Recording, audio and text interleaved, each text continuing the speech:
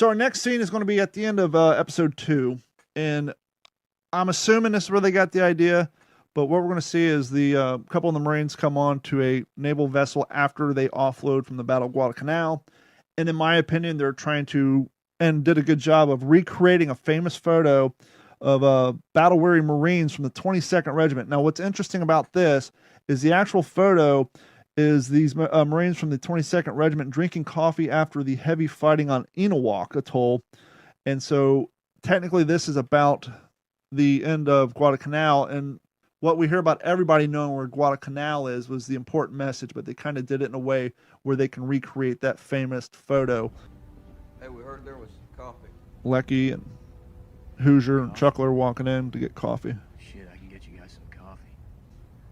Milk and sugar? Now that's a little joke there. They've been out on the front lines of just drinking black coffee for so long. Like, oh, milk and sugar's an option?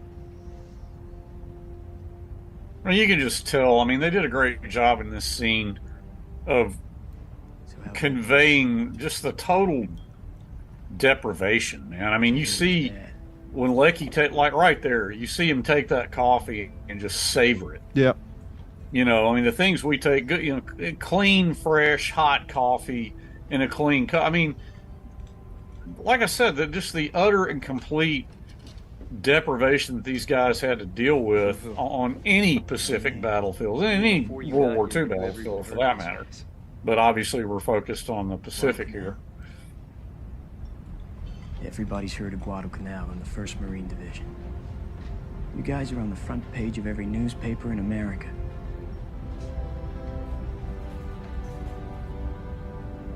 You're heroes back home.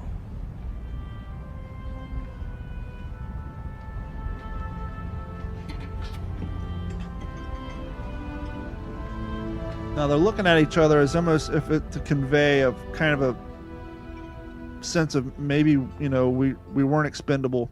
And to what you were saying about access to common things like coffee and sugar, at the end of Sid Phillips' book, You'll Be Sorry, he talks about when they got back to civilization and they were going through the Marine Corps mess hall, him and his couple of his friends discovered that they had unlimited access to heads of lettuce.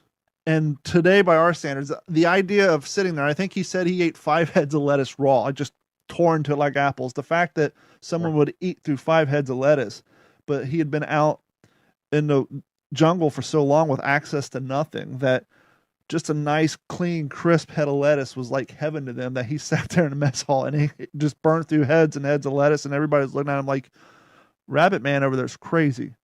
But I guess you'll never know what you miss or you will miss until you're put in that situation. Now, earlier you made reference to the fact that your father intentionally dropped out of, did you say officer training school? Because the series made it look like your grandfather cleared him, he went to boot camp, and now he's just instinctively training for mortars. Give us a quick rundown about his enlistment into the Marines that wasn't covered in the series. Yeah, so my grandfather and my uncle wanted, they said, look, if you're going to go in, for God's sakes, be an officer, which like my uncle was, because he graduated from the Citadel. He was going into the Army to be a tank platoon commander. But so my dad agreed after enlisting in the Marine Corps December of 42, he did agree to go through an officer training program. I think it was a V-12 program is what they called it, at Georgia Tech. So I think it was summer of 43. He reported to Georgia Tech, and I'd have to refresh myself with these exact dates because I've been going through this in my own manuscript, as you know, Don. Reported to Georgia Tech, like 180-man detachment of college boy Marines. All right, they were going to go through this 6-month program and then be commissioned as second lieutenants. Well, he and half the class flunked themselves out because they were afraid the war was going to be over before they could get out there and get into the action. And so what the deal was, if you flunked and didn't make the proper grades, then you went into the Marines as an enlisted man. Episode 4, opening scene, is really when they start to focus on a young Eugene Sledge. And so we're going to join him now on the mortar firing line at boot camp. Actually, it's really cool the way they open a scene because they make it look like it's a combat scene, and then it's not until they zoom out that you discover that he's in training. Yeah. I remember watching the series for the very first time, seeing that, thinking, "Oh wait, we're already seeing some." And this was Camp Elliott after he'd gotten out of boot camp, so he went through advanced infantry training at Camp Elliott.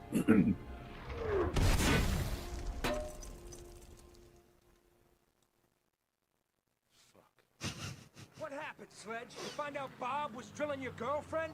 Dave wouldn't give you any more hand jobs? What was it? You shot outside the correction. Thought you said drop 2-5, sir. Oh, you thought? Ah, for Christ's sakes, if you don't know, you ask. Say again, you're correction sergeant. You got artillery shrieking overhead, machine gun fire, so you yell it. You scream it if you have to, because you just killed 2 of your best friends, while Tojo and Fuckface over there continue to hose our line. Make a school circle. Now, another nice thing about the way they shot that scene, as they're walking up to Bob and his friend, the dead dummies there, he's explaining to him, hey, it's going to be loud. There's going to be machine gun fire over your head. So as he's yelling at him, he's explaining to him why it is he's tearing him a new ass, because in this environment, you have to enunciate, you have to be heard, all of you in the crew, adjustments, when to fire, this and that. And so it's one of those subtle things, like if you're paying attention, you kind of realize, oh, it's kind of cool how they're relaying the message of why we're screaming. My dad certainly made the point in With the Old Breed, and there's even stuff in researching the unpublished material that I put into my own manuscript. He went into it even more, and how their training incorporated that. They had to be put under that level of stress. They had to learn some level of efficiency and how to block certain things out and how to function to do their jobs. As the show progresses, you see the equipment changes reflected. Guadalcanal, the guys all have the holly liners under their helmets. They got the white t-shirts on. They got the early canteen covers and the early equipment. And as the show progresses, you see them go to the sage green t-shirt. You see the holly liners being replaced with the fiber liners. And so if you go back from a living historian aspect or someone who's trying to research the uniforms, and I'm sure someone who really knows it could pick some things out that weren't appropriate, but if you're middle of the road into the uniform and the gear watching, you can actually see it. And when you're paying attention as the series goes on, their uniforms do change with the appropriate battles. And later on, they do go from the P-41 all green HBTs over to the camo. But just the small things, from the holly liners to Lecky switching from the standard haversack to the officer's haversack, things like that is one of the other things I enjoy about this series. I didn't get any like major behind the scenes exposure to it, but I know that, like, you know, like Joe Mazzello portraying Sledge, I mean, every actor had this whole suite of costumes, because they had to go from the HBTs are relatively fresh and clean the day they hit the beach, and then 2 weeks in, they look absolutely horrible.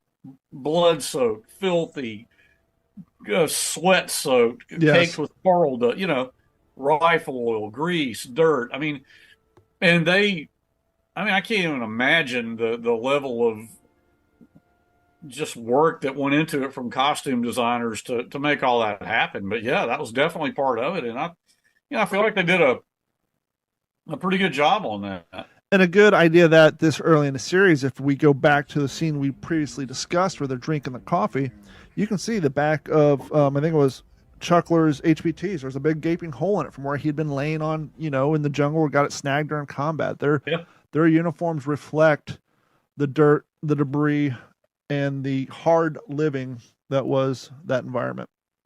I think a lot of that kind of started, like Hanks and Spielberg brought that level of authenticity and that level of, use the word verisimilitude. They kind of, I don't know if I would say they were the first ones to do that, but you think about the war movies we had back in the 70s that didn't really do that. Yeah, you watch a lot of those Vietnam movies, like they're walking through the jungle and it looks like they just got out of the quartermaster's hut. Their uniforms are spotless. It's like you've been out there for 4 days sweating your ass off. Even if you just got there, your uniforms would be faded and this and that, which is funny. That's where the phrase salty Marine came from. It's not, the definition changed over time, but salty was actually a reference to the fading of their uniform, because they had been enlisted for so long and they had been out in the environment for so long that their uniforms would change to that lightened hue, and you could see all the sweat stains and have that white hue. As time came by, now people hear the word salty, they kind of think of